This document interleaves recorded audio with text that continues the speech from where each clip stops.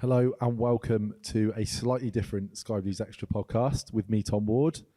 We're actually recording our pre-season special from the Sky Blue Tavern, who of course are our new sponsors for the season. So delighted to be joined by three chaps this evening in Ross, Dean and Matt. Evening chaps, how are we all doing? Very well. All nice good. to see you in person. It's a bit strange, different, isn't it? A little bit different, but yeah, it's nice and nice to be in the tavern, of course, as well. Great setting, great venue. Hopefully we'll get some good use out of it this year. Yeah, for sure. I was going to say it's a bit weird being in person, but it feels like a bit of a pinnacle for Sky Blues Extra podcast after 3 hard years over Zoom on Sunday evenings. It feels like a bit of a pinnacle for us, doesn't it? It does, and Ross definitely looks more handsome in person than over Zoom. More handsome than I sound, maybe. Yeah, that's makeup there, or well, yeah, it is. Well, it is great because, as you say, initially we.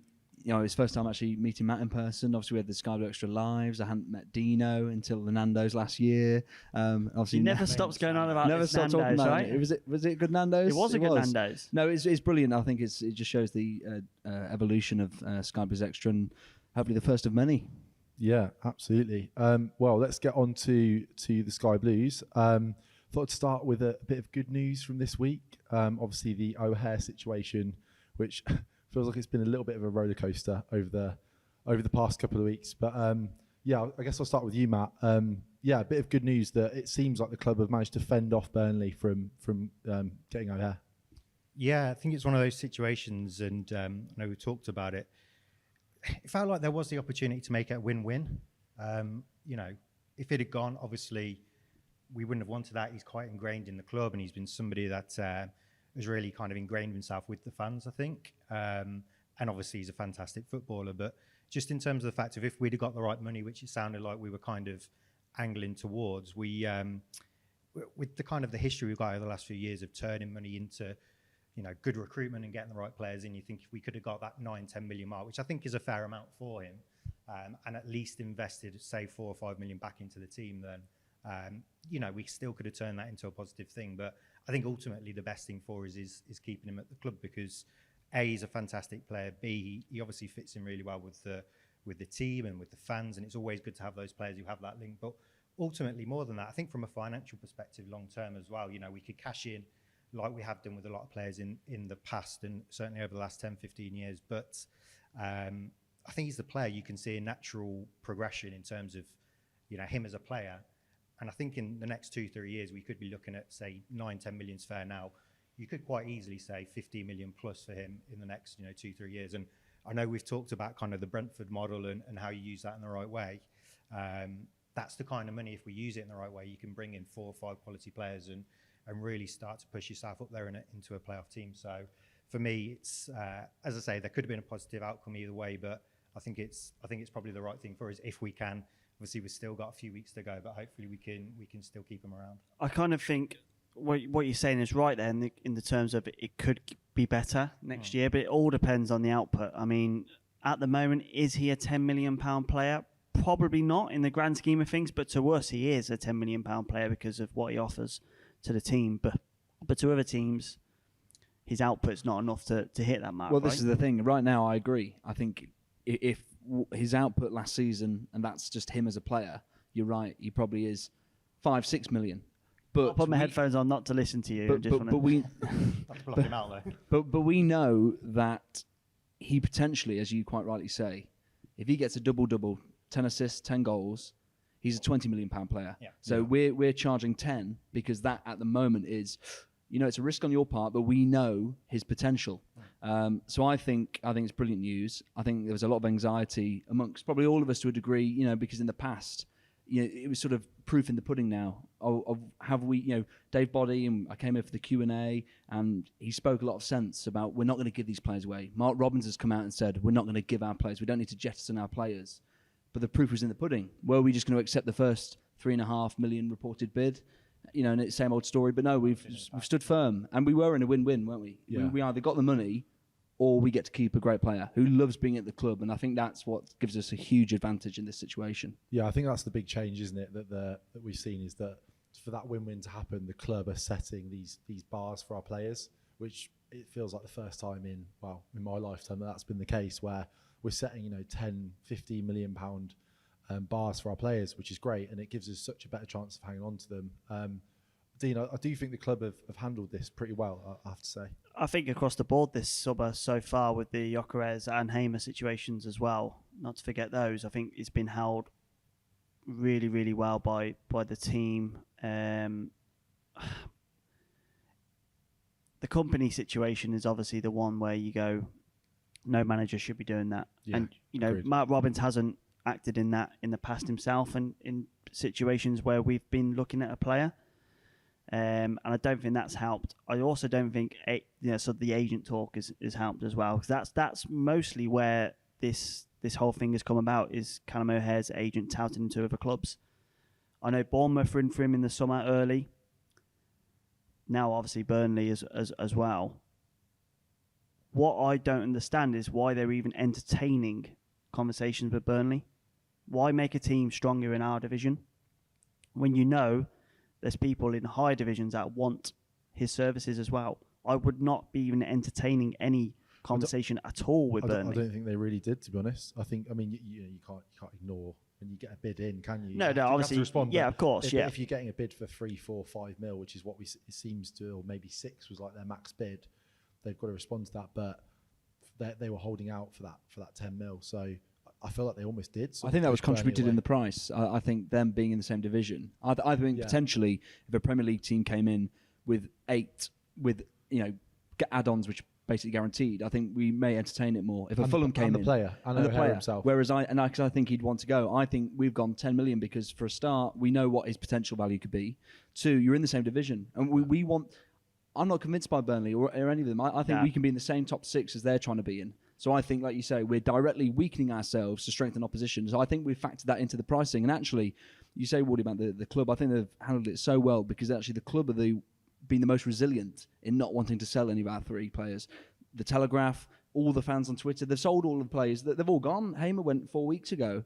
Well, according to the WhatsApp messages you sent me, we've got no team. Yeah, well, this is what I mean. We all sold our players. And actually the club are the ones who have gone, no, we're not going to sell them unless the price is right. And I think we're scarred from previous seasons, aren't we? I mean, when we have Madison being Madison at 11 p.m. 11 p.m. That's his value at that time, isn't it? And that's what we've done in the past. We've not factored in what he would be in 5, 6, 7 years. And now you hear talk of Tottenham. I think is it 50 million again? Potentially, that's the talk with him, or that's the rumour, and it might just be rumours. But 50 million, and that's 4 or 5 years down the line since we've had him. And you think about it again. We've sold people for the value that they were at that moment in time, even at 20, 22, 21 years of age. And you're thinking, you keep another year or 2, and that's going to double and potentially treble and gone, completely skyrocketed as it has with Madison. And you can see it happen with these 3 in particular, maybe 4 or 5 as well. It says to me, we're going for it. We are going for it this year. We were so close last year. We're going to keep our assets, and the biggest asset we have is potentially getting promotion. That's the be all and end all. Forget player sales. And value. if you get to the Premier League, the promised land, the money is there automatically. So do you gamble? And I think we are, by not even entertaining bids for any of the 3. One season is all we need in the Premier League to get that 130 million. Even if we come straight back down, you then get the parachute payments, and suddenly we as a club would be in a completely different ballpark. You're looking at training ground, you're looking at potentially buying half the stadium. All those things become a reality with that money, because we would be very sensible. If we went up, we'd most likely come back down. We wouldn't overspend. We wouldn't spend 50, 60, 70. We wouldn't do a Forest spending. But that's the way you stay up, though, isn't it? You have to spend money there, like Forest are doing. You do, but then you look at some teams and they end up in more trouble. I think we would give it a go. For example, look at Norwich, right? And everyone sort of ridicules them. But the things they've, as a club, from a business, and we're trying to run self-sufficiently.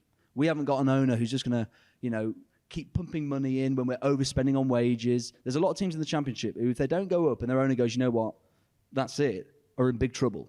I think we'd go up, and Norwich make money from going up and down because they get the repeated parachute payments. They make money, and they invest wisely. They don't overspend. They get players who you go, that's a good player. I think that's what we would do. But I agree. I think we're going for it. I think keeping the assets so far, I think the players we've added as well. I think it's quite easy to sort of brush over and go, oh, we've only made 3 signings in terms of first team signings. But I think you look at the quality. I think it's exciting. Yeah. It definitely is exciting. Well, let's move on very slightly onto a perhaps more contentious point, which me and Dino might potentially. We probably should have sat apart for this one. No, Dino. no. I'll sit in the middle of this one. What is coming? The dreaded loyalty point system. I'll I'll let you get your bit out. Get in the bin. There's absolutely no need for it. For some reason, I think our fans think we're bigger than what we are. It's a very Premier League thing, isn't it? A lot of Premier League teams A lot of Championship teams do it as well, though. Yeah. It's just, I just don't think it's valid for us, and I don't agree with the system going back for 3 years when nobody even knew this was going to happen. I know, obviously, hindsight's a wonderful thing, and we've got great support now with 11,000 season tickets, etc. But I just don't agree with implementing a system and going back in time where people had no idea this was going to take place. I had no idea. I've bought tickets for. I've bought you away tickets. Exactly, but I can't assign those points. Now that time is gone. Now, I would agree with the system if they said, okay, any ticket you've had in the past, if you want to reassign that now, you can do, and then build your points up. But that doesn't seem to be happening. So I just think it's a very, very silly system. I don't think Sunderland is one to look at it because of how limited the tickets we have. But with them being limited, it has worked how it should, right? As in, people who wanted to get their tickets early got them in a window where they weren't, pressured and had to be online at 10 a.m. Then anyone who wanted one was able to get one in the final window. What's been the issue over the past 20 years with season ticket holders getting them? Well, the way I look at it, so last year it was done in season ticket. If you were a season ticket holder, you had priority. They had the thing of phase 1, phase 2. I was in phase 2 because of the time I got the season ticket. But whichever way you look at it, the way I think is whatever system you have, it's never going to be perfect because 12,500 season ticket holders doesn't fit into a 1,500 away allocation. Now, Wardy, an elite supporter here, 1,400 points. I've got, or whatever. I've got 800. So I feel like, and I've seen a few people, and Sunderland's a good example, who have been critical because I haven't quite got enough points to be a priority. So I'm with general sale. But I could get all upset about that, but I'm not, because on one hand I think, well, actually it gives people who are in general sale a chance to get a ticket at the same point I do, and obviously certain games with bigger allocations I will then get a priority, I imagine. The disappointing thing, like you say, I know a lot of people who went, and St Andrews paid on the day rather than on the cold Tuesday night, and obviously pay on the cash. Yeah. There's nothing to show for that, which is disappointing. The other thing I have seen people on Twitter say is that they feel like, I didn't go to Birmingham, so I'm being punished. Well, I don't think you're being punished. I think the people who went are being rewarded, which is what it's all about, right? So I see it from both sides. I just think there's no perfect system, is there? I think last year, if you go season ticket holder and you can buy 5 tickets, then everyone just goes, you buy 6 for your buddies. Now I have an issue with that. There should never, ever be 4 or 5 tickets for a season ticket holder. It should just be one. Well, it was only one or two two last season, wasn't it? Not for most games. I think it was 1 or 2 for most games. I would say it's a lot of them were 3 or 4, more than 1 or 2. I think it was 2 max. But anyway, regardless, we'll arm wrestle later. That point stands. Now they cannot implement that this season by saying, if you're in priority 1 or whatever the stages are, you can get more than 1 ticket. Because if that happens, it'll be a shitstorm. Why has it changed? Is it because of the fans? Because it was called for 3 people complained on Twitter. Exactly. What's the reason behind it? I think if you use an example of like Bournemouth away last season, right? There was only 1,000, maybe less than 1,000, 800 tickets or something ridiculous. Maybe it was more than that. There was a massive rush for tickets, like you say, 10,000 people trying to get into those tickets, and quite a few people who'd been to every game that season didn't get a ticket.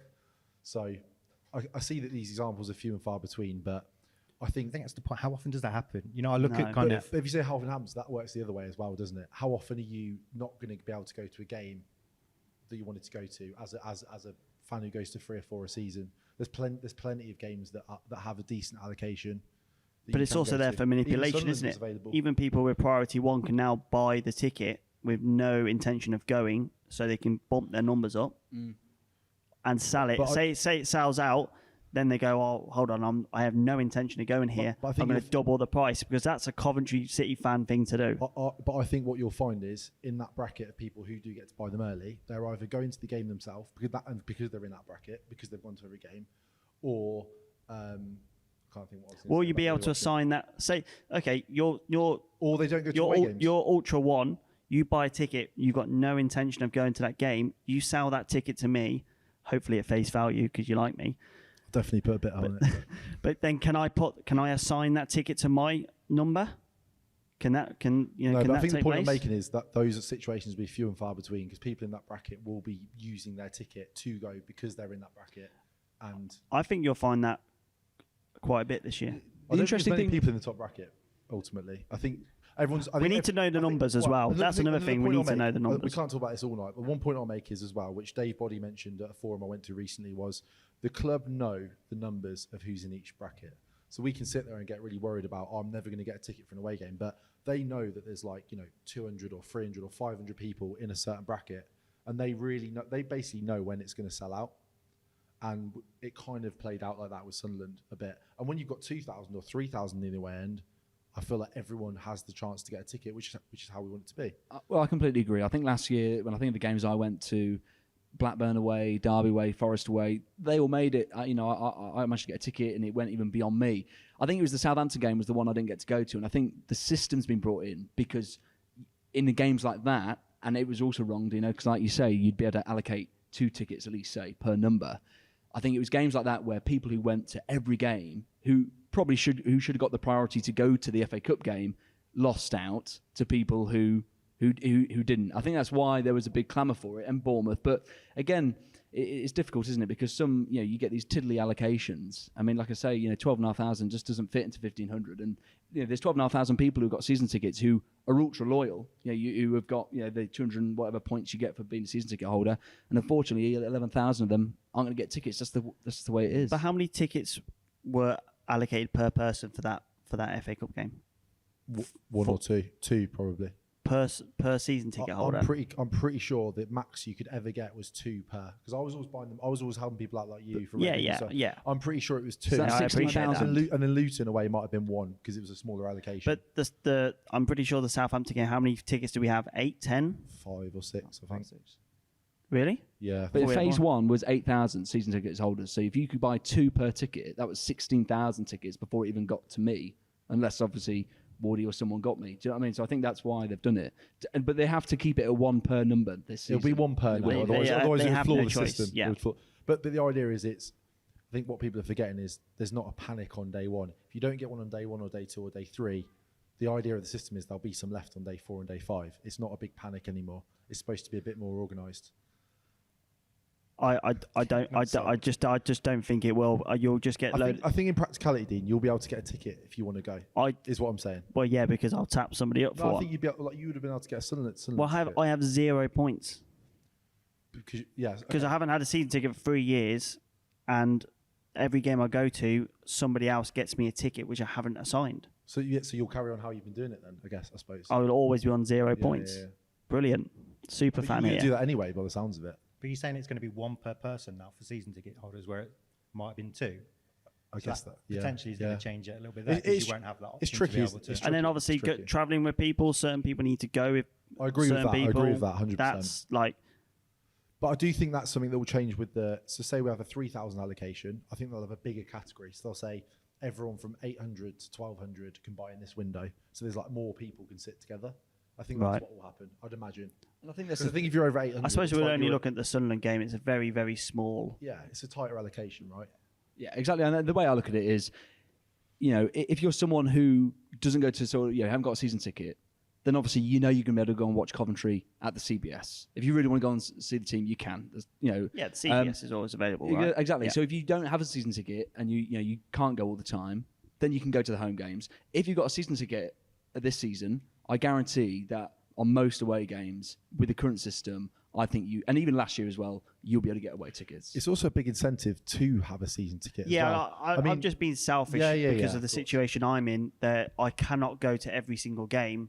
I can only go to a select 10, 12 max a season, and most of the time they appear to be away games, which is very frustrating. So that for me Everyone's got a personal situation, haven't they? For me now, it's going to be ridiculously hard to go to games. I'll become an iFollow supporter. Everyone has their own situation. I could sit there and go, I went to Cardiff away on Tuesday night in the cold, and then I couldn't go to Southampton. So everyone's got their own situation. So, I think, like Ross said, it's hard to get a perfect system. Of course, yeah. By the way, this is all because we're growing as a fan base and we're doing well, which, that's a good thing. We wouldn't have been chatting about this in League Two. No. We'd have been chatting about, How do we get rid of the tickets? Exactly. Are there any schools that need them? Exactly. Everyone was queuing up to give them to Dino back in those days. Nobody want to be there.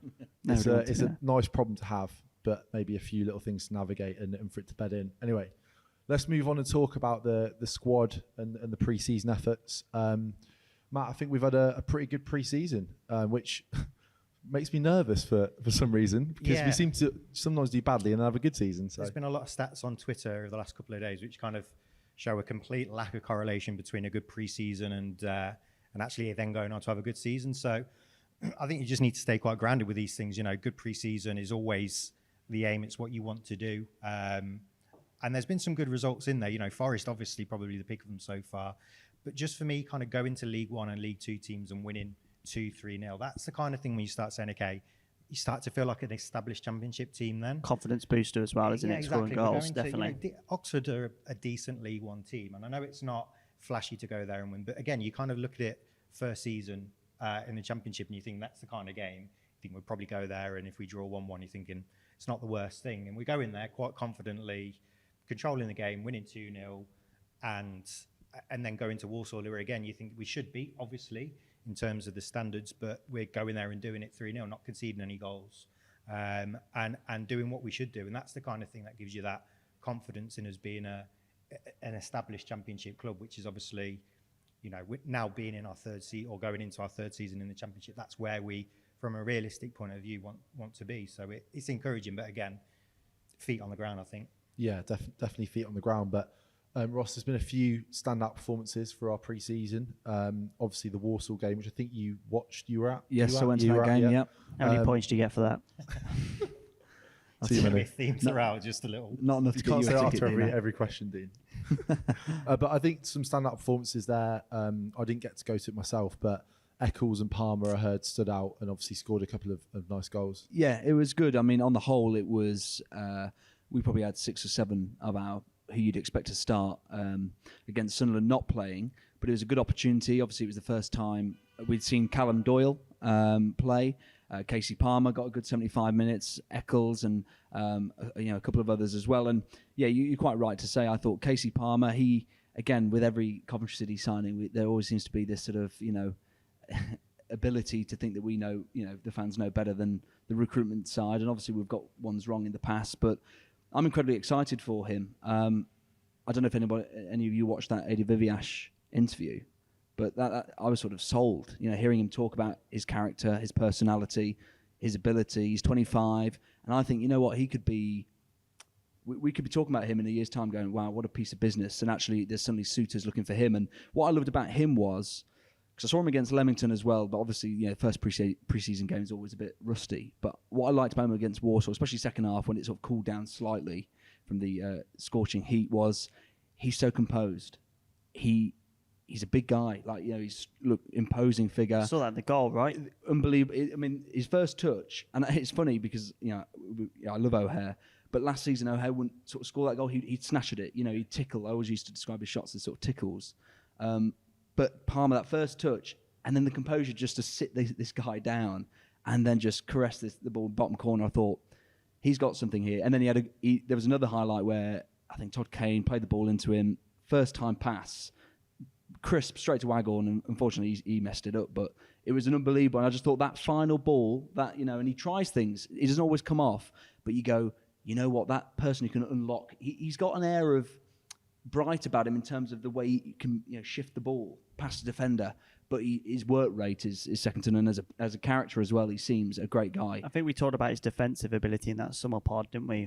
Or maybe I brought it up and you guys followed, but his defensive stats are incredible for where he plays on the pitch. He's always tracking back, and I think that's probably something we've kind of missed from an attacking perspective, like that transition from, okay, we're in that final third, we've lost the ball, now let's get it back quickly, bang, bang, bang. I think he can add to that even more than what O'Hare and the likes of God and he's got that physical. He's a tall guy. O'Hare's incredible, isn't he? He's most foul player, winning it back. But Palmer's got this real stature about him, and I think those two together, it's exciting. And he was very good, and you mentioned Eccles as well, and he deserves a big shout out because I think every time he's played, he's been hampered by injuries, hasn't he? But when he plays, he looks such a talented player, and he played both positions, which was interesting because I've been so impressed with him at right wing back whenever he's played there, and at centre mid, him alongside Ben Sheaf, who we spoke about in the summer pod about how it's the big four, with him and he was outstanding. I thought, obviously, albeit it's against Walsall, but as soon as he went off the pitch and it was Howley and Eccles, you were like, wow, that control in midfield's just sort of gone. But Eccles, great finish from him, and yeah, I think there's a lot to be excited about. And I don't know about you, but I suddenly look at our squad and go, wow. I looked at the people who weren't there, and I was thinking, we've got a bit of depth now. Tavares feels like, to me, third choice striker. Ready to make that step up. Yeah, he is. It's incremental build, though, isn't it? And it's doing it the right way because we haven't. People kind of look at it and say we spent a lot of last season in the top 6, then in the top 10. Obviously, eventually dropped down to 12, which is still a fantastic performance for us. But I think they went by the fact that we were in top 6 and top 10 for, 85, 90% of the season, and just then automatically go, right, you sign a couple of multi-million-pound players, we're dead set to be in the top 6. And it doesn't work that way. And it's about incrementally building the right way. And you think, we finished 12th this season. If we can look at it and say, right, that's the benchmark really for us now. We don't really want to drop below there. What can we do in terms of improving the squad without really putting ourselves in a situation that we can't really back up, saying that we're going to compete against other teams in this division that have got more money. So what have we done? We've extended contracts for these, big name players for us who obviously now has allowed us to be able to say we can hold our ground with not selling them on the cheap. And obviously continue this model of bringing people through, whether it's the youth players. Eccles is probably going to have a big role for us to play as it stands at the minute. If you look at Kelly and you think, not too sure what's going on there, he's kind of getting to a situation where there's going to be an opportunity for him to play a lot of games. And then these kind of people like a Palmer, who again, he's obviously shown a lot of potential in his career, but for whatever reason, it just didn't fit with Pearson at Bristol City. And that's not necessarily going to be on him. Pearson's a diversive guy, so it's quite easy for you not to horses for courses a lot in this division. You see players all the time transfer from one championship club to another. Look at Jokeris for us. Yeah, and they just find their feet somewhere else. Yeah. And there's no reason why there's no reason why Casey Palmer can't be that guy for us.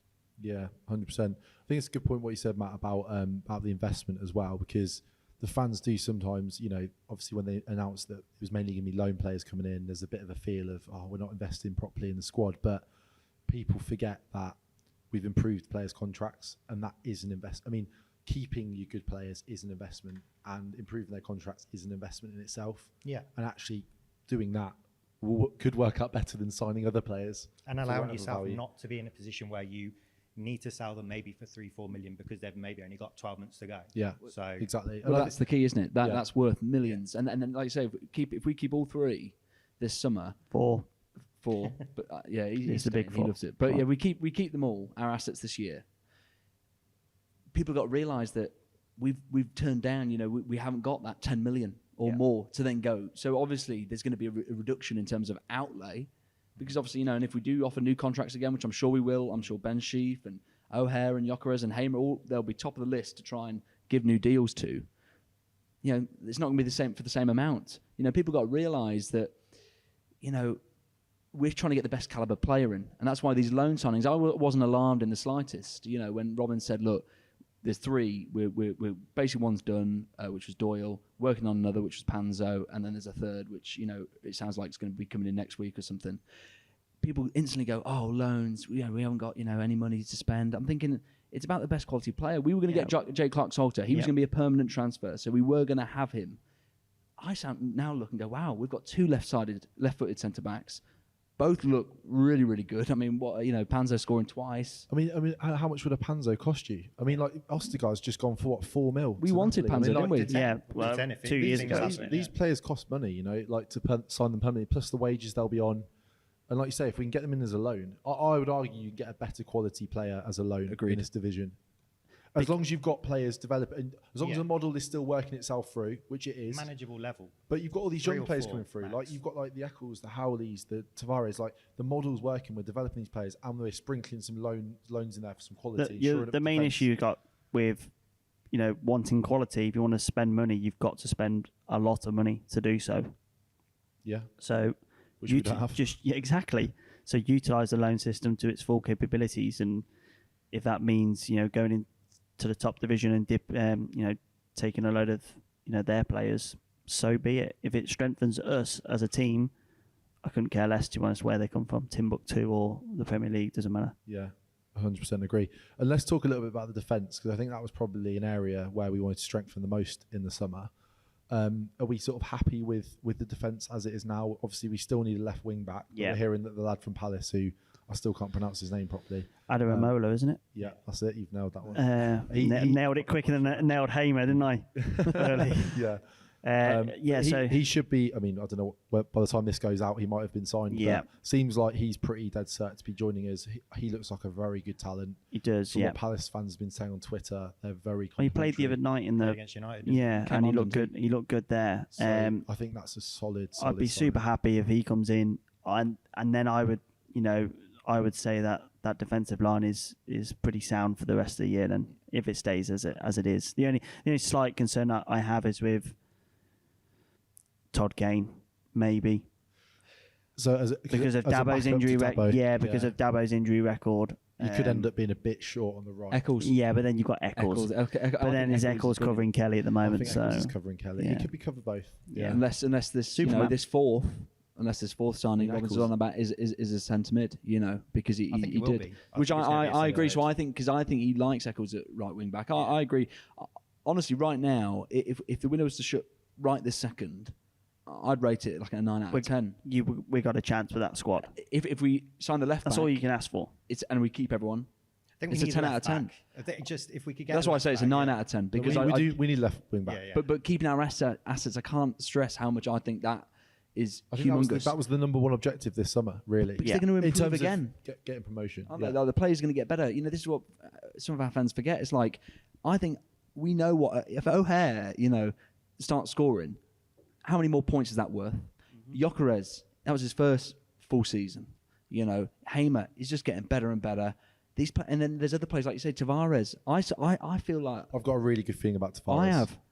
I think he's their choice. He goes in ahead of Walker Oh, and Waghorn at the moment. Even that finish against Preston at home was just unbelievable quality. His finish I against just- Warsaw. In that moment Yeah. of the game, at that age, it was just out. That alone for me. And extended contract now. Yeah. Oh, great news! So Yeah, that- that should. So that shows. These things go under the radar. Yeah. You even look at things like we've signed striker from Wigan, the guy from Tottenham as well, and these are the people who are going to come through and be these guys in a year or Future two planning. as well. So there is you can see such a systematic approach with how we do things. Keep these big name, hopefully big name players. Obviously, bring through the next crop from the youth, and also all the time we're buying. Last season we had Cashman and people like that, always bringing these people through. Nobody's going to shout about, nobody's going to make a song and dance about, but in 2 years' time, they're the ones again that are kind of coming through. And as fans, we cannot complain about that situation because we do not have a sugar daddy to spend the money. So we have to deal with the situation we've got, and it's working. Like, how can anyone say it's not working? Yeah, I completely agree. Is that it? The end of the part. That's A it. bit of silence there. Thanks That's very it. much. Good night. You Mic can't drop. really. Not much to say about that. I don't want to drop No, but this mic. I think it's interesting with the players coming through that it's getting harder to bring players all the way through the academy and into the first team in the Championship. Yeah. They get Yeah. picked off earlier That's by difficult, Villa yeah. and West Brom and etc. And it's a high level to get into the team. When you're in League One, Tom Bayliss and players would get into our That's team. what I mean. Yeah. But where we are doing really well, I think we talked about in the last pod, was picking those players from like a Wigan or wherever. I think was it Tavares from Rochdale, wasn't it? Yeah. And bringing them through into the 23s. They don't cost a lot as well. You've got to I think take a risk. That's a great model. You have to take a risk. Yeah. Josh Reed is one which potentially at this moment worked. hasn't Yeah. necessarily come to fruition, but you've got to take those risks. Whereas Fabio Tavares now, he's been rewarded with this contract. So there's always going to be hits and misses. Of course but I there is. think with that approach, when they're a hit, they're very good, and when they're a miss, the risk is low, and the financial damage isn't that great. Not one club gets every single transfer bang on. Ask Man United from the last 10 exactly. years. I mean, we talk about the Brentford model so much. There's probably 2 or 3 Brentford players that didn't work out. So You only need 1 or 2 to work out yeah, for our model to work. Yeah. To be honest. and it's a squad game as well. So they'll get opportunities in the squad, and just being around the squad will help with the And it's the depth and development. you mentioned about the back line, and the question I wanted to ask actually was, and obviously I know that you're a huge fan of Rose, right? I looked at it and go, and Warsaw, I didn't think he had the best sort of game. I wonder if he's fifth choice with the players we've brought in. Yeah, I mean, there's a good possibility that is the case. You would say for the quality that Panzo has, he goes in automatically on that left hand side. Fad's had the best season of his career last season. No doubts about that. He's got a haircut like you now. No, he's better than mine. I'm not going to even talk about haircuts. Everyone can see it as well. There's no hiding, mate. But you see the receding hairline. If you look back at all the lives, how much stress has gone through my life. It's just gradually going back and back. It's still and from back. that QPR 3-0, isn't it? Oh God, don't talk about that. You were done. Yeah, back to the point. I think Fads and Hyam, who can say anything about those two last season. So yeah, maybe he is. And Man City are not going to send Callum Doyle out on loan if he's not going to have at least 15 first team appearances. So there would be some agreement there as well with him that. and Panzo, I think, could have a great competition. I think for that left back slot, because Doyle's a lot taller than I. Just sort of how he looks. He looks so young. He looks so confident. He just slotted in. Those balls, he was whipping them out to the left wing back, and I was thinking, yeah, class. And I watched a lot of him in the under-19s European Championships that's just been played. He was excellent, especially in that final. He was really, really good. So scored. Exactly. We've asked for more goals from our defence over the years. So, has he got that in the locker? Time will tell. But yeah, I mean, the Michael Rose situation. I thought Michael Rose would have left this summer. Personally, I thought there was so much interest in him. He was the one I could have seen moving on. And, it would have been a small nominal fee in the grand scheme of things. If you're comparing him to the big four, but that could have opened up opportunities elsewhere. And maybe that might still be the case if Panzo and Doyle hit the ground running. There, we've got Burrows there as well. Can he fill in at right centre half if we play? If we are short. So yeah, I Michael Rose might still leave in this transfer window for me. Yeah, it's not the worst shout. I think he's probably being planned to be moved on at some point. His contract runs out soon. Yeah, is he got a year? I don't think he's got. It's 2023, but he hasn't got an option. Whereas no option Dabo now, has got an option, and his is 2023. Yeah. So you've got a year left. What can we get something out of him? And does that enable us to go into the loan market and afford wages for two more quality players? Yeah, it's interesting.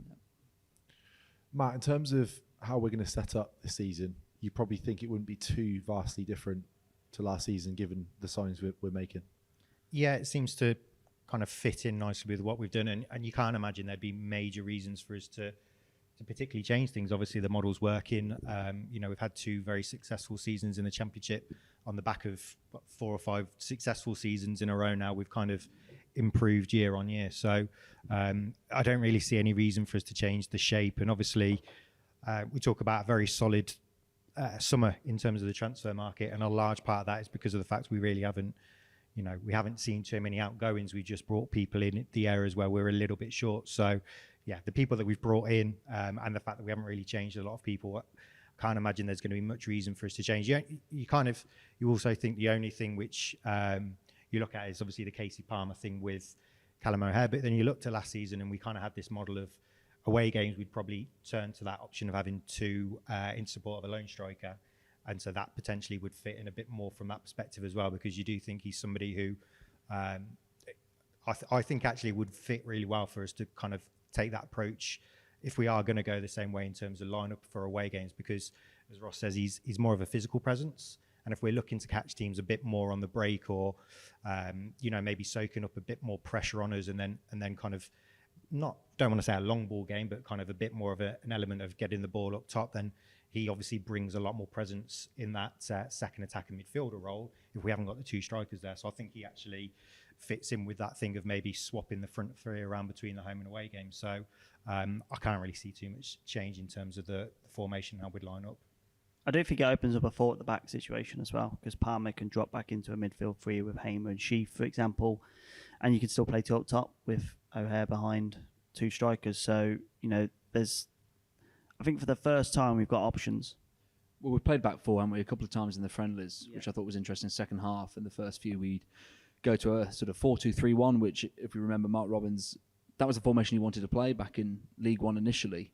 Then with Tony Andrew in the camp, and then obviously we had injuries. So it worked quite good because Tavares can actually play on one of those sides as well. And you've got if you're playing that 2-3-1 situation, you can even push Jamie Allen into one of those free positions with his energy. So, and I think Hyam, I think a lot of our centre backs are, well suited to a back four. I think the only one I probably look at Kane and Bidwell. They're fullbacks. Yeah, and they're suited to a four. Bidwell would thrive as a left back, and that's why I think this guy from Palace, if he does indeed come in, and all the things I've read is that he is a fast, rapid wing back. So I think. Because last year it always felt like we had our plan A, and then we sort of didn't necessarily know or have the confidence to change it. Wasn't it? When we wanted to change Whereas it. I feel like now it feels like with the personnel, especially defensively, because Robin spoke about that, didn't he? Depth defensively, I think we've got a good opportunity. You need to have that ability to be able to change the formation around. And again, that's about growing as a team and as a squad. If you've kind of got a really strong start in 11, but really haven't got that depth on the bench as maybe we've had the first season, especially in the Championship, you're kind of quite set to one style of play. But again, a sign of kind of growth for us as a Championship team is that ability to say we've got that depth on the bench, and some of those players are going to thrive a bit more in different styles and different formations, and that's what you want. You want to be able to say if it's not working in a certain game, we're going to go to a different style. We obviously don't want to set ourselves up to be reactive to the opposition, but in certain cases, we probably need to consider that going on the road at certain points as well. And we've said, we maybe have a little bit of a different approach when we're talking about home and away games. So, I think that's just a sign of our improvement, our depth as a squad. Yeah, and I think the team, when you look at the teams coming down, they're very, very structured in their way of playing. They tend to play with four at the back. So you're not going to get that same attacking threat as you had against the likes of Fulham and Bournemouth last year. I don't think, it's the same league this season. I just don't think it is. I think there's opportunities for us to change. Can we have a plan A? Can we have a B and a C? And manipulate those to, for the opposition that we're up against. Don't just go gung-ho. This is how we're going to play with 3-4-2-1, whatever. We need to be able to, change things up when it's needed. Cool. Let's move on a bit and let's talk about the league in general. So obviously Rotherham, Wigan and Sunderland came up from League One. Ross, how do you expect these three to get on this season? So I think all three will find it difficult. I think the perception is that Sunderland will do the best out of the three. The biggest club, and they sold an enormous amount of season tickets, and obviously they've got this sort of young owner. But I think if you actually look at their incomings to date, again at time of recording, I don't think I'm that excited at all. I also worry Wigan, again, as of now, hadn't made a signing.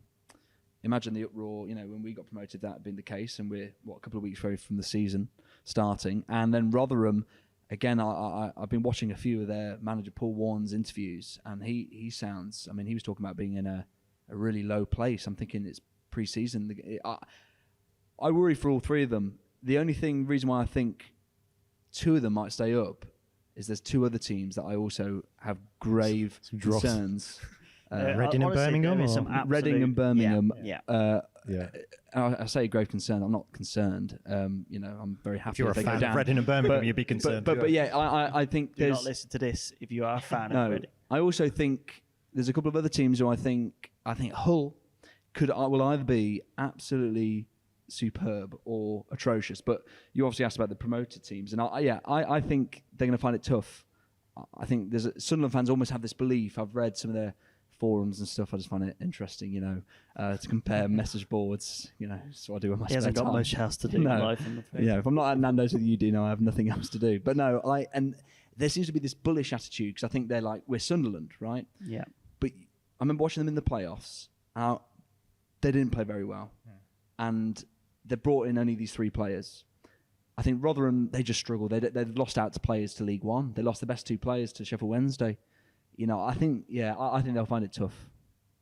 Yeah, it's interesting, Matt, what Ross says about Sunderland, because they do have that big fan base, and you think that sort of promotion bounce might sort of help them along, but without too many signings, then those three could be in a bit of bother. Yeah, I'd agree. I mean, I think what we need to probably bear in mind is obviously we've still got a bit of time until the window shuts, so that's that's obviously time's going to tell. But I think I would agree in terms of where they are at the moment. I would say all three of them are gonna struggle, and you're probably right. There are 2 or 3, maybe a couple more already in the league, whereby that's going to be their saving grace, because they're also going to struggle. You do look at Birmingham, and you really, again, I don't worry about it myself personally, but I kind of think if I was don't a lose Birmingham any fan, sleep I would over that, be mate.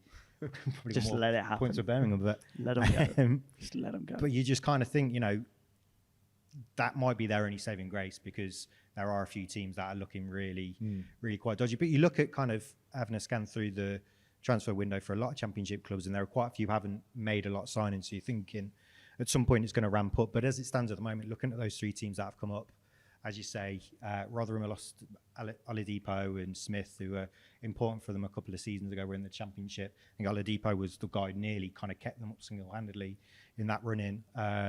So they're going to struggle. Wigan really haven't done enough. And again, Sunderland, I think maybe because a couple of those signings have been big names. Sky Sports News saying Clark was 10 million, which I don't believe, but they've probably spent a bit of money on those 2 players, but they still need to get more for sure in terms of kind of overall improvement as a squad. So yeah, I would agree. I think they're going to struggle.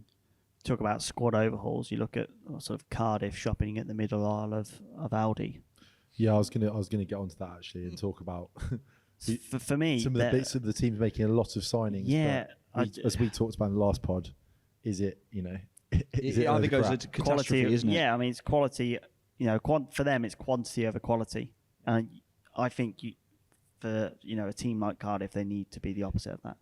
Well, I think for them, and one of my friends is a Cardiff fan, I think if you offered him 16th, 17th, he said he'd take it because they're trying to restructure. They're trying to bring their wage bill down to be more sustainable. They're not paying anyone over 12 grand a week. So they've lost these big, Aidan Flint, all these big players. So they've had to, and they're not reinvesting any of that money that they got for Kiefer Moore. They're using that to try and keep the club afloat. So these signings they made, I don't know, it's one of those, I think, if they need a season where they bed in, because, they've made 11, 12, 13. They're still 2 strikers short. Here, I think, I think, again, what will keep them in that sort of 16th, 17th position, 18th maybe, is because there's these other terrible teams, Well, they're signing Ryan Allsop as their number 1 goalkeeper, so that says a lot of what you need to know. It's just... Yeah. Was it the right kind? I mean, it's the thing, we talk about what we've done as a football club, and it probably is quite a tricky season for them ahead. And if you're a fan, you're probably worried, but also you're thinking, finally, are we going in the right direction in terms of kind of getting that base of a right model for us to build on? Do you know what I mean? It's probably going to be a dodgy situation for them to start with, but if they can stay up, and we kind of think maybe they will, I'd probably feel they will stay up because of other teams being worse. And if they can do it this season, when maybe there's a few teams who look a bit ropey and kind of stay in the division and then build from there, it's maybe not the worst time for them to do it. But if we did what Cardiff have done this year, I'd be praying to every single god there is available. But our fans on Twitter would be saying it's been a great window. We've spent money and we've made signings. Have they spent money? the Free thing. transfer? You've No, got they haven't. sign. Well, no, they've spent. There's probably one player they've signed who I think most teams in the Championship would go. We did take him, Rinomota from Reading. Of course, He's the one signing. Yeah. We'd all go, you know what? I'd have been buzzing with him. Mm-hmm. O'Dowda is someone who I think is an average player. Everyone else, unproven. You've got people from Paderborn, so Hilsner's mate. Ojo, You've got Ojo. You've got these... this guy from Leicester under 21s, and all these people are unproven. They've got to gel together. They haven't got a striker at the moment. Who knows who that's going to be, because they can't afford. They're either got to get sort of a free agent, and there's not that many now, or they've got to get someone on loan. But like you say, some of our fans would be happy because they'd go, "Oh, we've made all these signings," which is what we've done in the past. I mean, I think what will keep them up is you've got circuses like Birmingham. Honestly, I think it's a circus. I think their summer reminds me of when we went down. You know, when we were like scrambling around and it was all just. But you were going to get the call up at one point, were you? Andy was Foreman's on the blower. I scored a couple in the trial, but it just wasn't enough. It was Adam Lafondra, and then I sort of, he couldn't negotiate a deal with me, so then it was Cody McDonald. But Alex Nimley. Do you remember him? Alex Nimley. Herman Haridason pulling his quad or whatever it was in his second game, remember? Yeah. But I think I agree. I think you look at these other teams, Blackburn, they've lost players. Rothwell, they've lost good players, and they've signed one player. Signed Callum Britain. Yeah. They're only signing, that. they're only signing though. And I think our fans... I think sometimes our fans want these names who have been names in the past. Like I saw on the... It's like Waghorn. Classic example. Marlon Pack. I heard all these names and they'd be like, he'd be a good signing. No, he wouldn't. Why? Why has he been released from Cardiff and he's gone down to a League One side? They wouldn't be because they're names. And we've done that before. Yeah. Have you heard of somebody? Like the thing is, realistically, people know the Premier League, and if you support a non-Premier League team, you know your side really, and then you know a little bit about other teams when you play them. And I'll hold my hands up to be very similar to that. And doing the previews in the last few seasons has really kind of helped me to kind of learn a bit more about these other teams. But people don't really know, so they don't really know about players outside of the ones that you might have seen play at the Premier League at some point. And that's just the thing. So you see a name that you've heard of and you think that's who we want. Whereas realistically, if we can get a Panzo, or if we can get these people who've played in the youth ranks for the England and the 20s or 19s or whatever it is, much better. Shane Long to Reading is a prime example. Yeah. If we signed him, there would be people who are going, Shane Long, even though he scored as many less goals than Marcus Alonso has in 8 seasons. I would be fuming with him. But he's the sort of player... Probably saw the same goals as Fernando Alonso as well, probably. Probably.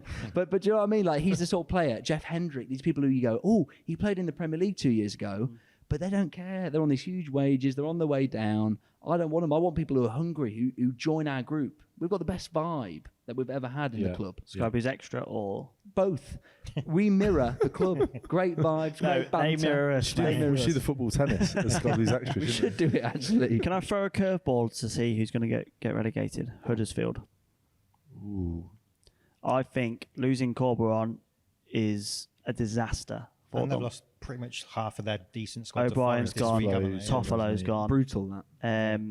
And they, That's one of the things about, I think I mentioned it on one of the pods towards the end of the season about the danger of losing in the play. They lost in the playoff final. they lost in the playoff. Yeah. Well, Barnsley did, didn't they? It's like where you put yourself in the shop when if you're gonna be in the playoffs and you don't go up, I think it's a dangerous place to be. If you get in and you go up like Forest, you're up, cool, done. But if you put yourself in the window and it's like Huddersfield were great, they've got great players, everyone watches them in the playoffs, I think you get picked off.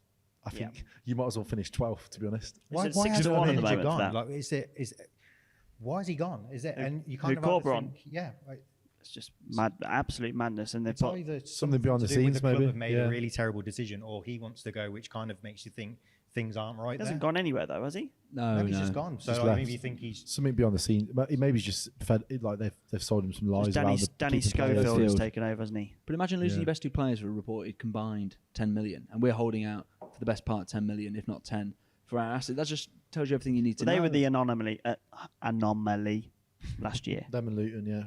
Well, people had them to go down last year, didn't they? Yeah, I thought they would. I think go down Luton will last do year. decent again, actually. I think They've made a few signings. Decent haven't But they signings. had to because they had about 45 players out of contract. Yeah, So yeah. Let's talk a bit about the teams coming down from the Premier League. Norwich, Watford, and our good friends Burnley, who Ross is desperate to start a rivalry with, by the sounds of it. But yeah, from things I'm reading and general bits of consensus around is that neither of them are going to really storm the league either or do particularly well. It's a bit strange. no, Norwich are definitely not the force they were when they were here 2 years ago. Burnley, they've lost a lot of their nucleus of that team that's kept them up in the Premier League for years in the past. And Watford, you just don't know what Watford team are going to turn up ever. Every single time we've played them over the last 20 years, 1 week they're world beaters, then we go and beat them, and then the week after they beat someone 5-0. It's just they're a very, very odd team. The Burnley situation is quite a strange one. I mean, it's shit or bust for them this season. The amount of money they're reportedly owing, I think it's £110 million that have got to be paid back to creditors and owners at the end of this season coming up. So if they don't go up, they're pretty much in shit street. Yeah, I'll just look at the list of players they've lost: Collins, Pope, me, Tarkowski, Weghorst, Hennessy, Eric Peters as well. The mainstays of that Burnley team, and they're hoping the likes of Egan Riley, I know we were in for him too, and Harwood Bellis is going to replace Tarkowski and me. It's with an inexperienced manager who 17, hasn't pulled up any 18-year-old trees. kids. A massive part of it as well. It's not like they've got like a, if they had Sean Dyche in charge still, I'd be there thinking, you know what, he's done it before. With company, that's the other It's thing. a massive risk. It feels like a massive risk because you think you've come down from the Premier League. You've obviously going to be financially way above a majority of the league. So you think steady hands, somebody who knows the division, somebody experienced. You should be putting yourself in a good chance of, at least being top 6. And I agree. You kind of bring company in who, for all we know, maybe he's going to go on and be an absolutely fantastic manager, but there's absolutely no guarantees considering he's never managed, a day in England before. So it just felt like a massively unnecessary risk. But obviously, we don't know what kind of he's in terms of interviews and things like that. He's obviously massively impressed them. But I'd agree. I think it feels like a bit of an unnecessary risk because there's other options they could have got, which should have almost guaranteed them to be, I think, a top 6 team. I think the signing of Scott Twine that Burnley made is class. I applaud them for that. I think he's going to be a top player in this division. Again, untested at this level, and we know how hard it was for players to make the move from the League One to the Championship. We know that for well. We know there's players in our team who we thought would have made that step up, and they struggled. It took a year to do that. Have Burnley got that time? I don't think they have. They have to get up this year.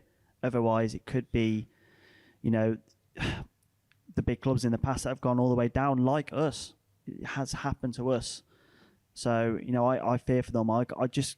There's always one that doesn't make the top 6. Well, West Brom last year. Who's going to be the West Brom of last year? For me, it's Burnley. The thing with Burnley, right, is, they've literally only just come down, but I hear the word name Burnley, and it feels like they haven't been in the Prem for decades. Do you know what I mean? I literally, they don't, often teams come down when Newcastle came down and you go, they've only just got relegated. West Ham. Burnley just feels to me like, your bog standard Championship team. And then same with Norwich, I agree. I think they're nowhere near as strong. They've only signed a couple of players. Yeah. And then obviously they've got Pookie, which is that's their ace, isn't it?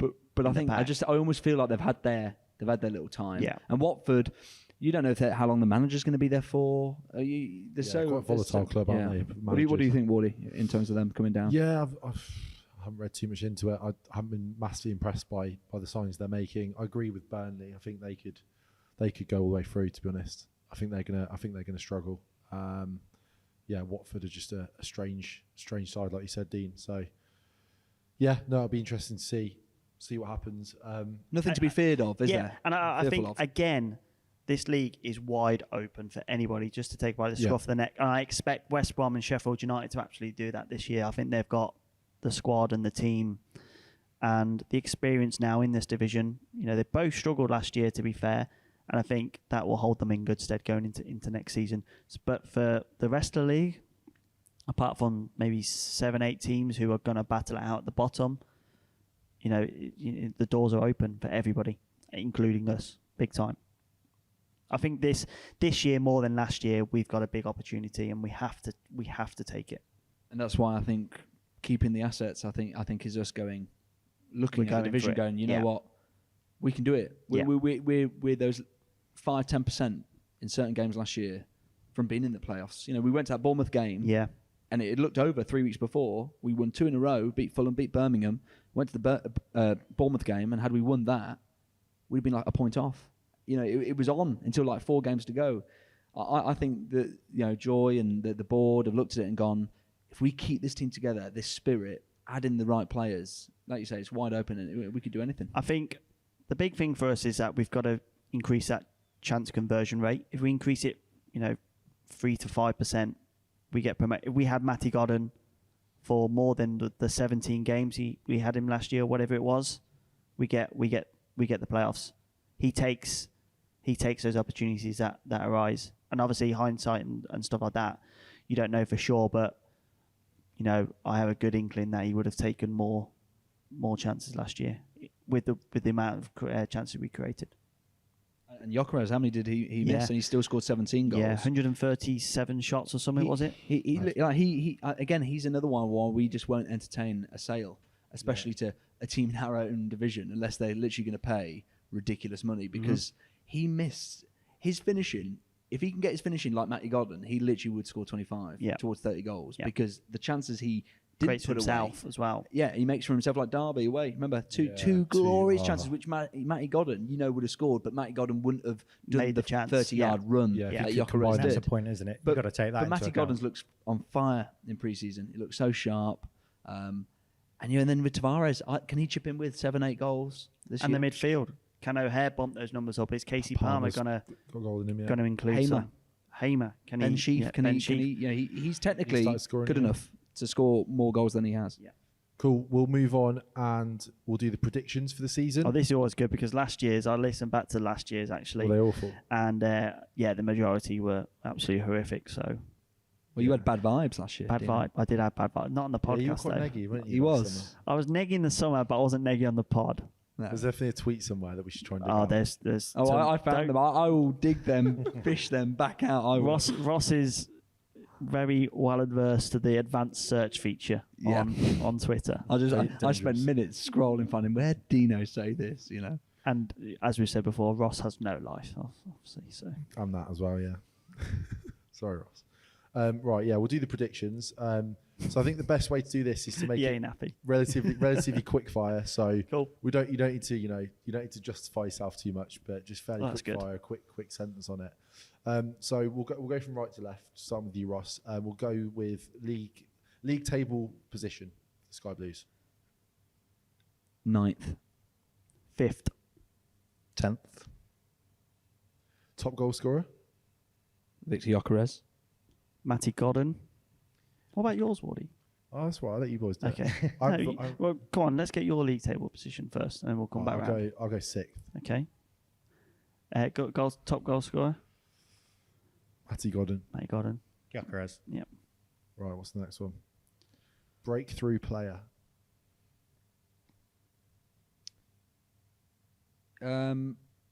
Ross is- Josh Eccles. You can't even think of the squad. No, I was. Sorry, who do I support again? I was just Coventry Yeah. City Football Club. Yeah. Breakthrough player. Josh Eccles. If we can, when we're saying breakthrough player, As in, who's gonna break stamp in, their authority on the Yeah, and squad. become a first team player. yeah, who's gonna break in and be like a serious first team player. Still think that's a good Fabio answer. Tavares. Yeah, I'm going to Yeah, Tavares. Tavares for me too. Yep. Yeah, I have to agree. Nice. Player of the season. Ben Sheaf. Ben Sheaf. Ben Sheaf. Yep.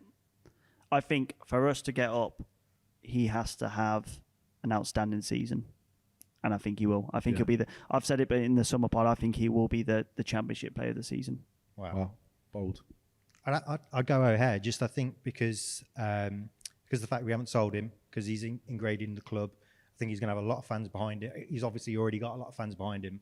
I think it will go to another level now because this will get conflated as he's shunned Burnley, and he said he wants to stay with us. And obviously everybody knows that he's enjoying his time here. And I think if he can kick on another level with his goals, Yeah. if he can get somewhere towards double figures, he goes to another level. So It's funny, isn't it? It almost feels like a new signing. Like you know, Yeah. like you need that bump of excitement in the Yeah. summer where like a few people buy a season ticket or like people buy tickets for the first game. Feels like that. Something that gets you to from this celebrate. news. Like it's like I convinced myself he was going. Yeah. Like I was pretty miserable thinking he's going to go, and then it was like a new signing just happening all of a sudden. I remember speaking to my mate who I go to the games with. And I remember we'd signed Panzo, and it was the same day I'd like read. I think that guy from Talk Sport. It was the same day, yeah. And I literally, Yeah. we were on like on talking, and he was like, "You sound deflated." I was so like gutted at the thought of O'Hare going, mainly because of It's the memories. it's the memories, but it's his personality. Like that big weekend coming out with Tom Grant, he loves it, absolutely loves it. Which is why him staying, us standing firm.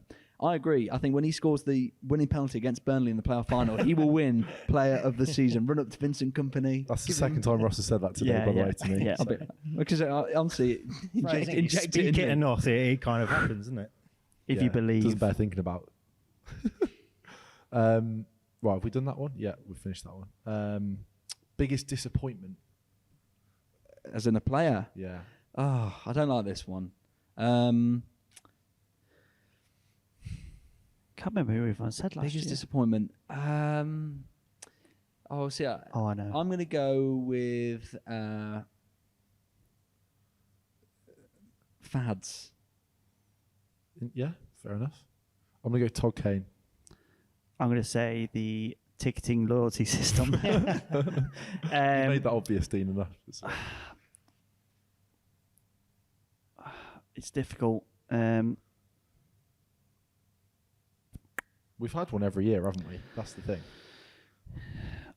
You know, DaCosta. Yeah. Well, I said Jokeres Pilsner last was a year. big I disappointment. said Jokeres at the start of the year. I didn't believe that we'd spent £1 million on a player. I didn't really feel like he'd shown enough in that loan period to. So, you know, take my thoughts with a pinch of salt. Hamer. I don't think he's going to have the same impact this year. I'd go Kane just on the basis of that. It's probably the easy answer, but I would agree with you in saying fads, but just because I think if we have a centre-back who's a disappointment, they'll be out the team. And I think we've got that option to be able to replace them. If we were relying on him a bit more, then he probably would be the one I'd go for. But Kane, again, probably isn't in the starting 11 as it stands at the moment, but you could see a reason why he would need to come in a bit more as cover, and I think that's when we might struggle. So, Surprise package. Thinking along the lines of Jamie Allen last season. Oh, player-wise. Okay, so surprise No. package then, and obviously because it's going to be a surprise, I'm going to go with. He's going to emulate Jamie Allen, Tyler Walker. Yeah. Remember last year, Yeah. Jamie Allen we were happy out the door, and then he's got a new contract, and again it would be a surprise. So I'm going to go Tyler Walker. Yeah, I'm going to go Dabo in a way that I think he'll rediscover his form if he gets to play a consistent run of games. Yeah, that's a good shout. I'm going to go for someone a bit left field who might make a mark on the team, Ryan Howley. I think that's a good shout. I might tend to agree with you in saying Walker, just on the basis of the fact of a surprise package on an impact player, somebody who can kind of come in, maybe hopefully next season and get goals when we need him. If Godden's injured and we need to kind of have that flexibility up front. So yeah, I'm hopeful that, you know, it might not be a surprise package in 20 goals. Yeah. But if you can chip in with 7 or 8 when we need them, then that's Off the gonna bench, be, make an impact. He's probably in a good spot, you know, now because the expectation's been lowered so much that there's no expectation on him really too much. Yeah. In fact, people are saying kind of get rid if we could. So whereas when he came in and played for us, there was a huge expectation on him. I mean, we probably him and Godden. I think I looked back at our 2020 predictions and we were raving about him. Yeah. We thought he was going to be the guy that would come in and, you know, keep basically fire us to stay in the league. I think coming in with low expectation, but knowing that if you do bang a goal in or two, the fans will be right behind you immediately. That switches straight away. I mean, it switches anyway if you're a Coventry City player with the shirt on, whatever happens. So I think that's a nice environment. He needs a Bakayoko moment away at Charlton. Yeah, exactly. Where he comes on Something like happens, Sunderland away, opening day, he comes on, scores, because I think the balance of the strikers is better now. Like, there was this myth about him that he was like really, really quick. And so we were all expecting him to almost be this player that he wasn't.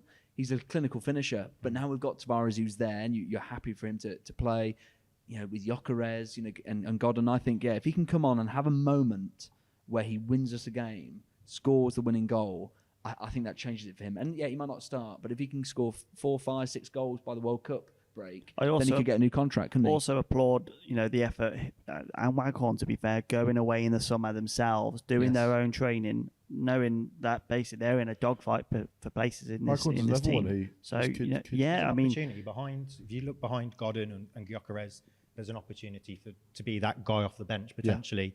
And obviously, you know, touchwood, nothing really happens with Godden, but potentially there's going to be that opportunity to start in games as well. So there is an open opportunity. There's nobody who's made it their own at the moment, but if he can have a good start, he can get a couple of goals. Yeah, it could be an important thing for us. Yeah. Right, a little bit of a silly one. Average attendance at the CBS. You don't have to do the exact number, but you can if you want. Let's do it. So what was it? 19.5 last year. Let's go 20,169. Why is he looking direct into my eyes? a little bit weird, isn't it? Highlight. I know, because He's trying to turn me on with that number. Every number, no, because every number, Dino like gave me a reaction as if, and I thought, oh, I'm on the right lines here. So I felt I don't know, do I? I know. Yeah. I'll go 22,000. 21 and a half, yeah. Yeah, about 21,100. We'd take that. Away day you're most looking forward to? Burnley away now. Yeah. O'Hare to score the winner. Interesting. Run around, take his top off, commentary badge tattooed on his pecs.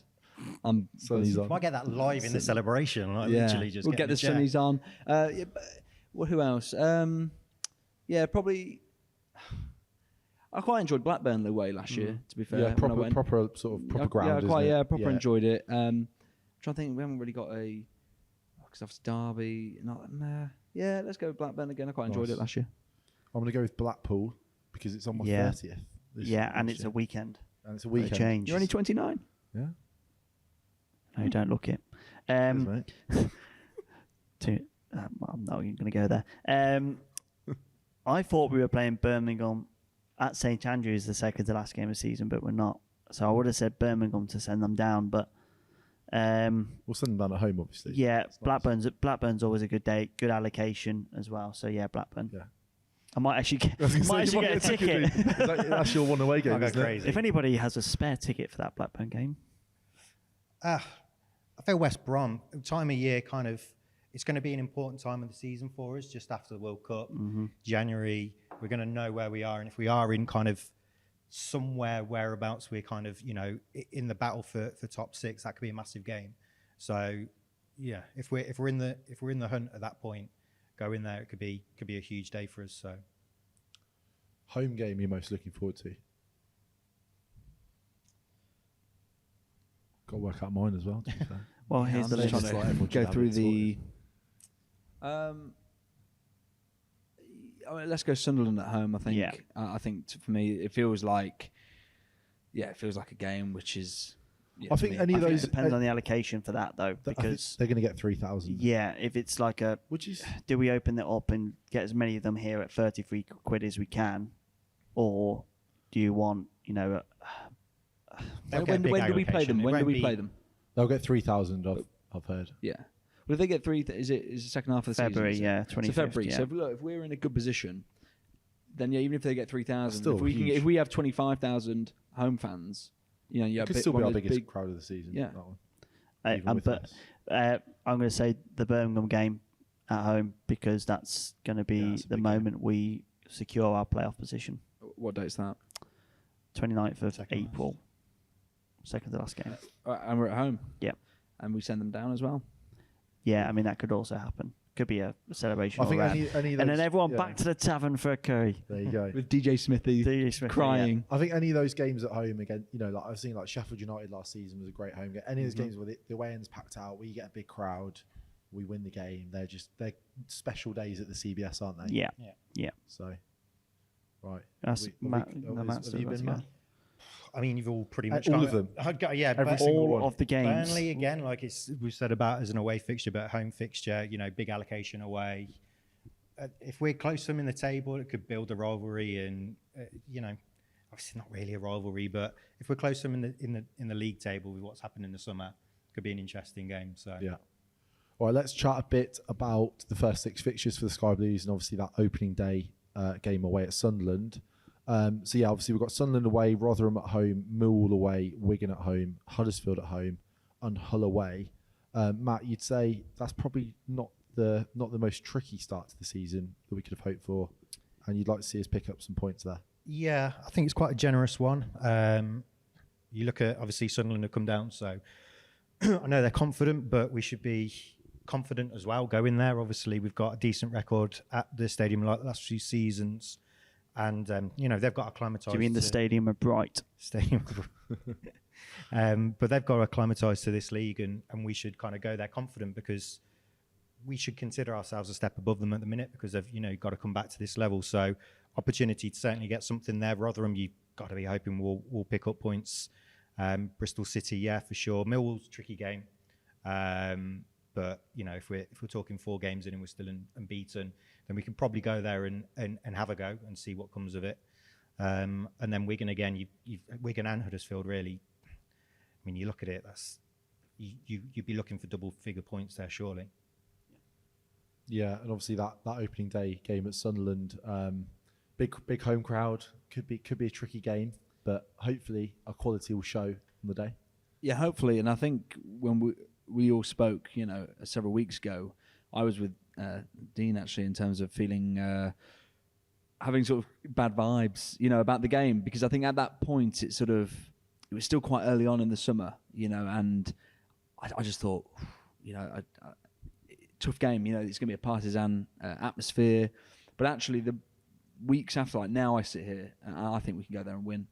I was a bit unsure before. I've from what I've seen in pre-season, the way we've operated in terms of keeping our assets, seeing what Sunderland have done. Yeah, I think, like you say, you make a good point. This is our third season. They've just come up.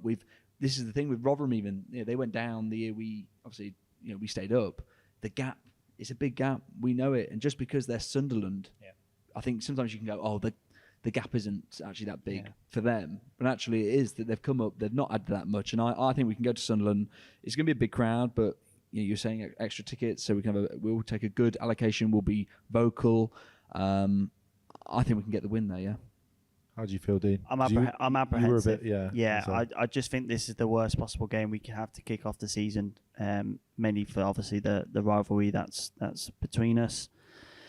A huge crowd. They'll be absolutely bouncing to be back in this division. But does that not make their players a bit apprehensive as well? It will do, because a lot of them haven't played at this level. I think we're forgetting that Sunderland have been down in League One for 3 seasons. Their squad overhaul has been dramatic over that time, and they didn't have on paper they had enough quality to get out. Sorry, in reality they had enough quality to get out of League One, but on paper they didn't. I don't think, again, they look any great shape going into this season. They'll know all about our quality though, and there's probably 60-70% of Sunderland fans going, we've got to be fearful of this Coventry team.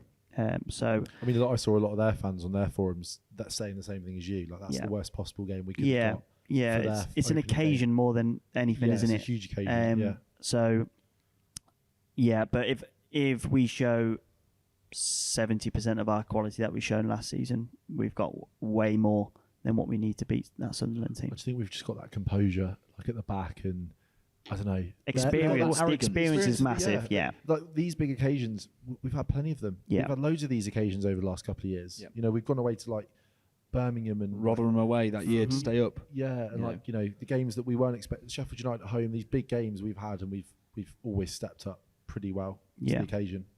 The thing is, when we came up, the problem we had for the first 3 quarters of the season, and especially very, very early on, is we were so passive, so tentative in everything we did. And maybe that was hampered because we didn't have any crowds.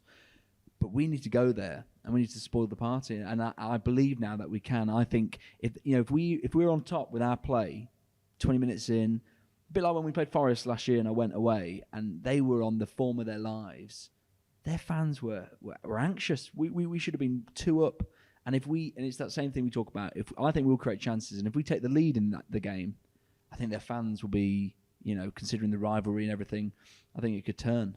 Yeah. Matt, how do you think we'll set up for the game? Who's going to play in those central defensive positions? I would say Panzo's obviously sat on the left. Hyam, I think probably Fads will play. Just because obviously settling first game of season, and I think probably what we're trying to say, hopefully we can lean on is having that experience and that quality at this level. Let's maybe lean on those players who have put us in that position over the last 2 seasons, coming into our 3rd season in the Championship. So I would say obviously Panzo is the one who breaks out with his quality at the minute, but then as much as we can, let's lean on that experience and quality that those 2 or 3 players have already shown in terms of playing at Championship level. I expect this week we will sign Aramandola from Palace, and I think he probably will go straight in. Dabo, 2 midfield, obviously, Sheaf Hamer. And then the question mark's going to be, do we go to up front? Do we go Godden and Gyökeres with O'Hare behind, or do we go the 2 attacking midfielders? And I don't know, I'll ask you guys, I'm not too sure, to be honest with you. Thoughts, Ross? Yeah, see, I've thought about this. I think we'll go 2 up top. Yeah. Because I think we've got 5 subs from 7, so we can make 5 changes. I think if we start with the box with both Palmer and O'Hare playing, yes, you can bring on another striker, but we then, unless we suddenly sign another cam, we then haven't got that option. I think we'll go 2 up top. I think we should be offensive, and then we can change it. We've got Palmer. We've then got Tavares, Walker. Suddenly we can change it how we want. We've got the option to go to a 4 at the back, because Panzo could even play on the left. I think Bidwell will start. I do think he will start. I think I get your point with I can't say it now. Adaramola. It's really hard, isn't it? But I think it's too late in this preseason Might to depend on when maybe he go comes straight in. in. If he's coming in this week, it's what in early terms of this gelling week. into our squad? Yeah, and because he's obviously had a good preseason at Palace. but he's only played 2 halves of football Yeah, in that preseason. true. And I think it does take time to learn a new system, a new setup. I wouldn't have any qualms of playing Jake Bidwell on that first game anyway. I don't think, when you look at Sunderland as an attacking threat, I don't think they've got a lot. So Bidwell can probably afford to be a little more structured in this game. Yeah.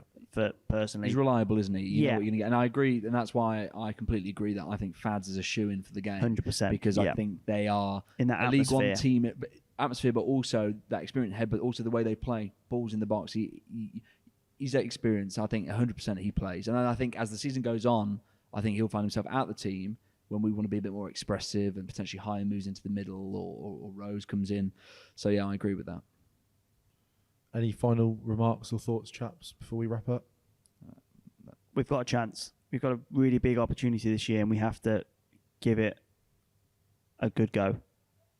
I think more than last year, the opportunity to get promoted is absolutely there for any one of 12 teams, including us, and why can't it be us?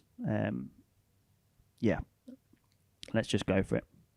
Yeah, 100%. And I think the club are doing, actions speak louder than words, and the way the club have operated, I think, this summer, and they have done for the last 5 years, it's been, they talk about incremental improvement, and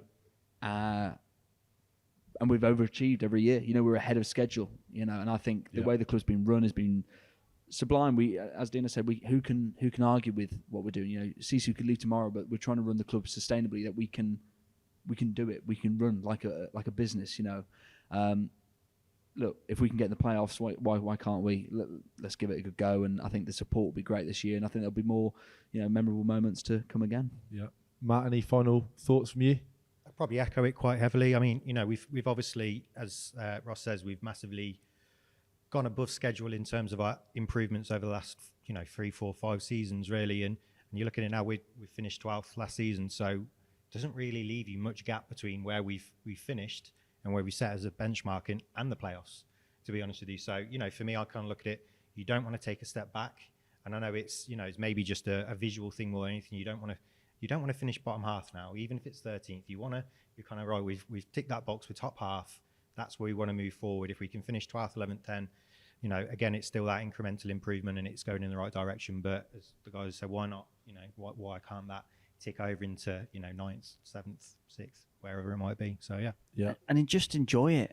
Enjoy the ride. Like, there's so many this times. is what we'd have dreamed of years ago. Pre-match speech. Yeah, like, there's so many times last season where people are arguing over silly things on Twitter, and just embrace what's happening at our football club. We could be in a lot. We have been in a worse position, and years. Let's just enjoy the ride. Let's see what happens. Get behind the boys. Get behind Mark Robbins, and let's just go for it. Because we're not talking about long, history ages ago, are we? We're talking about 5 years ago. Yeah. We were all there. Everybody who's going now can remember, right, where we were. We'd have all absolutely snapped, anyone's hands off to be where we are now. 3rd season. Look at Brentford, right? Last thing I'll say is we talk about the Brentford model, about buying, selling our assets, reinvesting. It took Brentford 7 seasons in the Championship before they got promoted. We were about to start our 3rd. I think we're in a very good place. Absolutely. Season. Thanks a lot for joining me. And listeners, do make sure you're following the Sky Blue Tavern across their social channels. And do remember you can also book your away travel through their website. And also make sure you get your booths and tables booked for the opening weekend. They have got a curry and beer deal for $9.99, so make sure you get all over that. And as always, if you want to get involved in the conversation, all you need to do is use the hashtag SBE Podcast.